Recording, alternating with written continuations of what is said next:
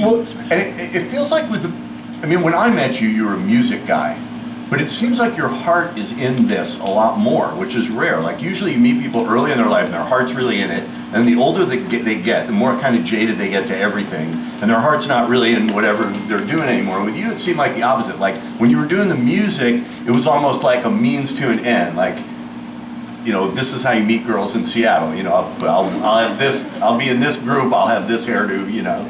And when you started writing books, it seemed like more and more you were saying what you had to say. I mean, do you feel like music was kind of a means to an end, or just sort of an unsatisfying art for you more? Because this feels more satisfying for you. I don't know if I'm just putting that on there. That's true. I don't think that I was ever really a musician. Like I wasn't going to come out and say that. It's true. And I know that now because I work with actual musicians, and I see that that's not what I was. But I did enjoy driving around and collecting money at the end of the night. So segueing into tour managing is perfect because I like to drive, I like to collect money, and I don't think about art. So, but you know, it's nice to write something down and have somebody put it out. So.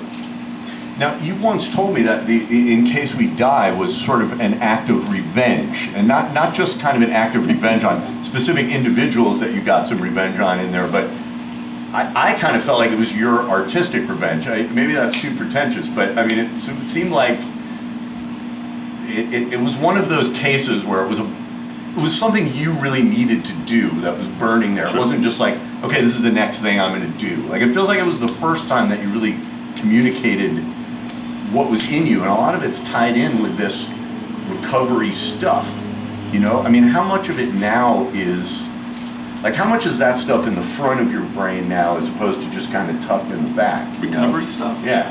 Well, it's something that I do every day.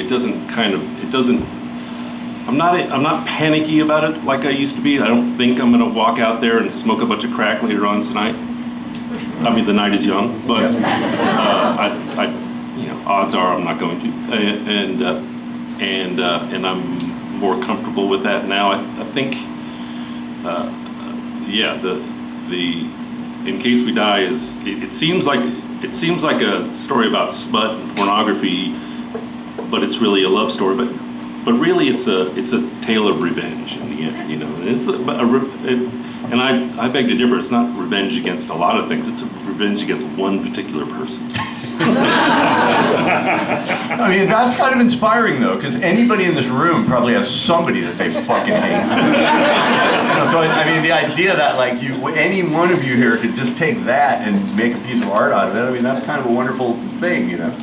Do you feel like you got that revenge, or do you still want, is there more? Do you want a deeper level of that? No, I feel satisfied with that. And that book, you know, I wrote that book in a pretty timely fashion because it was urgent for me to do. Like, there was a couple elements to it. Like, I know we have a short attention span these days, and I wanted to.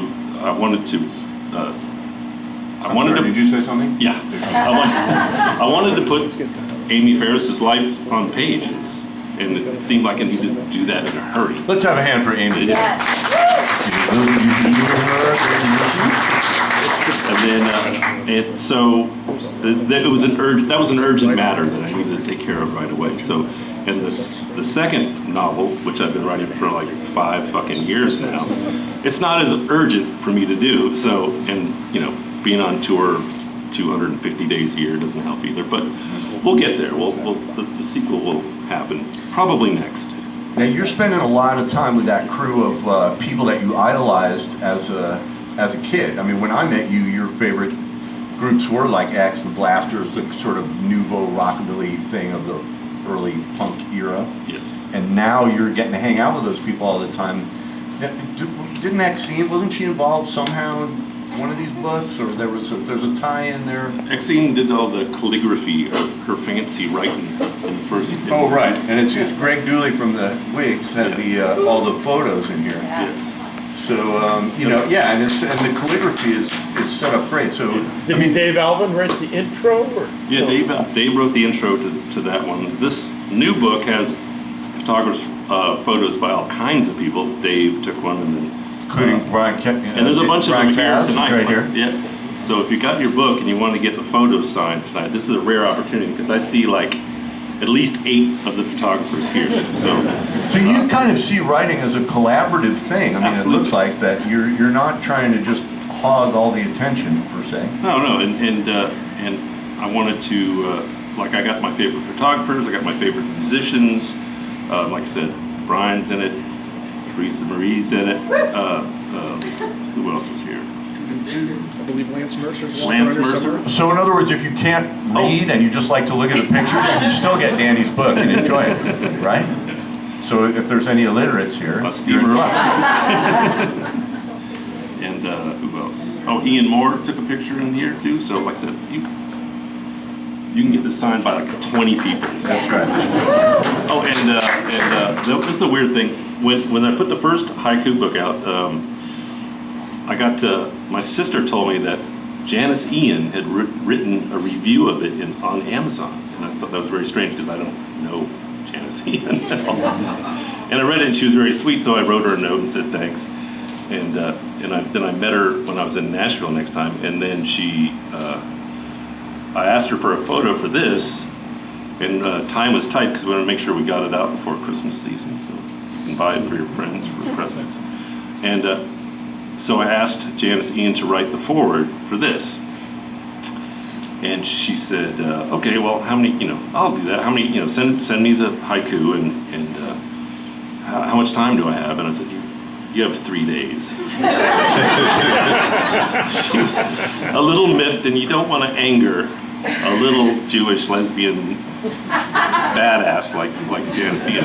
But she wrote it in about 2 hours and sent it back to me, and I must admit it's embarrassingly good. And embarrassingly good could be kind of the name of your next book, really.